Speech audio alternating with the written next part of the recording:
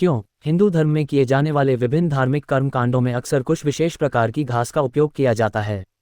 कुशा को सामान्य घास समझा जाता है, उसका बहुत ही बड़ा महत्व है। कुशा के अग्रभाग जो कि बहुत ही तीखा होता है, इसीलिए उसे कुशाग्र कहते हैं। तीक्ष्ण बुद्धि वालों को भी कुशाग्र इसीलिए कहा जाता है। पूजा अर्चना आदि धार्मिक कार्यों में कुश का प्रयोग प्राचीन काल से ही किया जाता रहा है।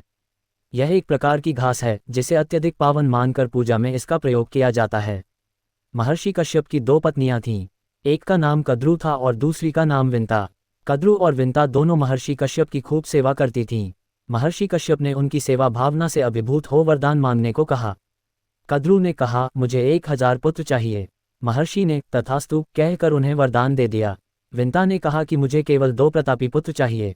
महर्षि कश्यप ने उन्हें भी 2 तेजस्वी पुत्र होने का वरदान देकर अपनी साधना में तल्लीन हो गए। कद्रू के पुत्र सर्प रूप में हुए, जबकि विंता के 2 प्रतापी पुत्र हुए। किंतु विंता को भूल के कारण कद्रू की दासी बनना पड़ा। विंता के पुत्र गरुड़ ने जब अपनी मां की दुर्दशा देखी तो दास्ता से मुक्ति का प्रस्ताव कद्रू के पुत्रों के सामने रखा। कद्रू के पुत्रों ने कहा कि यदि गरुड़ उन्हें स्वर्ग से अमृत लाकर दे दे तो वे विंता को दास्ता से मुक्त कर देंगे। गरुड़ ने उनकी बात स्वीकार कर अमृत कलश स्वर्ग से लाकर दे दिया और अपनी मां विंता को दास्ता से मुक्त करवा लिया।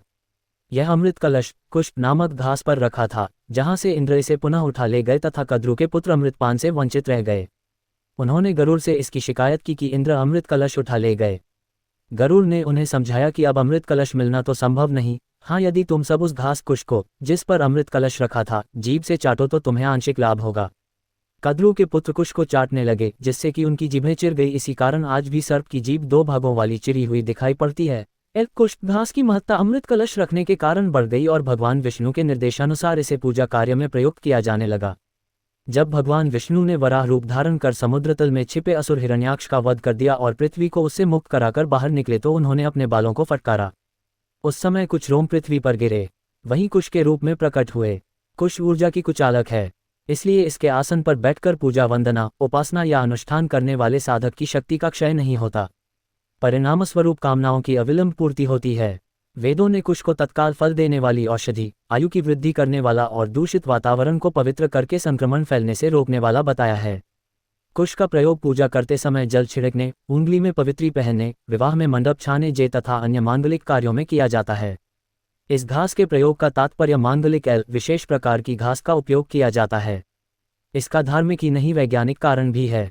वैज्ञानिक शोधों से ये भी पता चला है कि कुश ऊर्जा का कुचालक है, इसीलिए सूर्य व चंद्र ग्रहण के समय इसे भोजन तथा पानी में डाल दिया जाता है, जिससे ग्रहण के समय पृथ्वी पर आने वाली किरणें कुश से टकराकर परावर्तित हो जाती हैं तथा भोजन व पानी पर उन किरणों का विपरीत असर नहीं पड़ता। 5 वर्ष की आयु के बच्चे की जिह्वा पर शुभ मुहूर्त में कुशा के अग्रभाग से शहद द्वारा सरस्वती मंत्र लिख दिया जाए तो वह बच्चा कुशाग्र बन जाता है। कुश से बने आसन पर बैठकर तप, ध्यान तथा पूजन आदि धार्मिक कर्मकांडों से प्राप्त ऊर्जा धरती में नहीं जा पाती, क्योंकि धरती व शरीर के बीच कुश का आसन कुचालक का कार्य करता है। जय श्री राम, राधे राधे।